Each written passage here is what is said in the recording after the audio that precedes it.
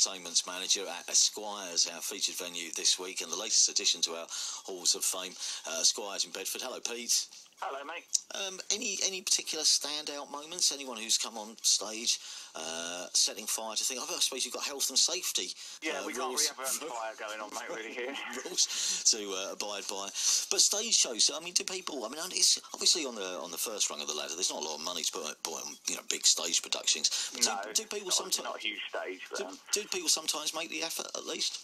Yeah, Elbow actually, when they played, when their first album came out, they did an absolutely brilliant slide projecting going on the whole of the way through their set, which I always remember that. That was absolutely brilliant. Excellent. It was like traffic moving slowly and then speeding up. It looked absolutely brilliant. It was all going over the whole band as well, so that was really good.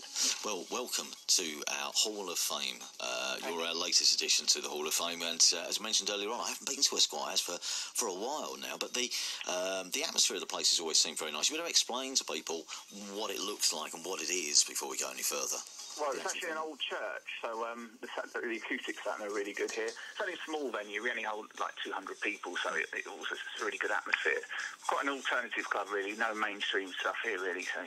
Yeah. So, I mean, over the years, how long have you been booking bands there then, Pete? I've actually been working here 20 years, and I've also helped a lot with the local bands, and I deal with all the other promoters that book stuff as well. So, keeping the diary busy, really. And how did you get involved in the first place?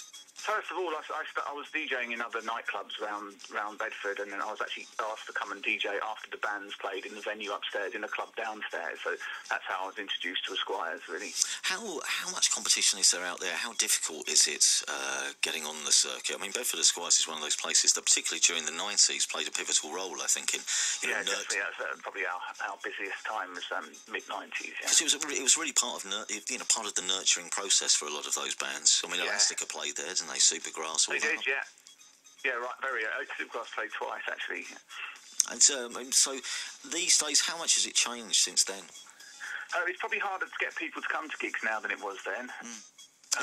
Probably travel and everything, really, but we ticked over okay, so held our own. Yeah.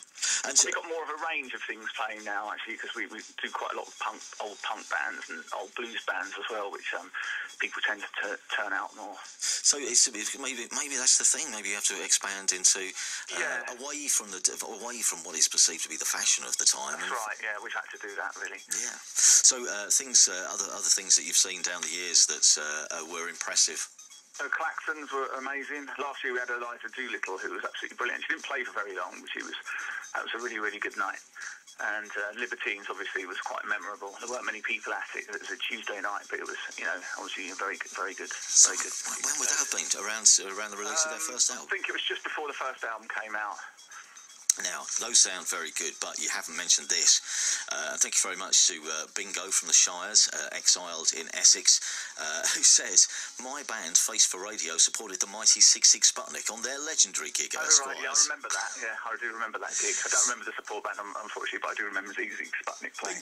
Bingo says, you might be able to confirm this, Bingo says 6 Sputnik, they took over the dressing room and you could smell the hairspray from outside the venue. Yeah, it's not a very big dressing room, so yeah, they probably could do.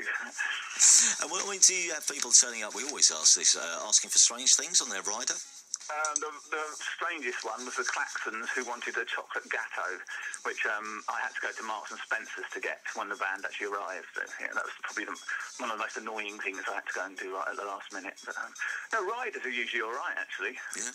Okay. Yeah. Another memorable gig suggested by our listeners, Robin Jones, who's in Norwich, says, I've had many memorable moments gigging in Bedford, but one special gig, which I remember, when Block Party played Esquires just after they released their second album. And that's right, they did. They played here 3 times, actually. The first time they played here, they supported Graham Coxon. That was quite early.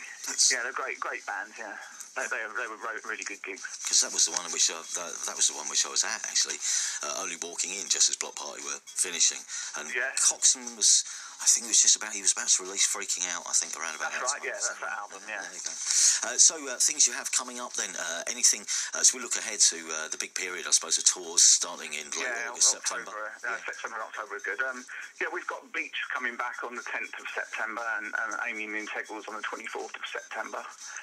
and a band called Lacala, which are quite a big Kerrang band. They're playing on the 25th.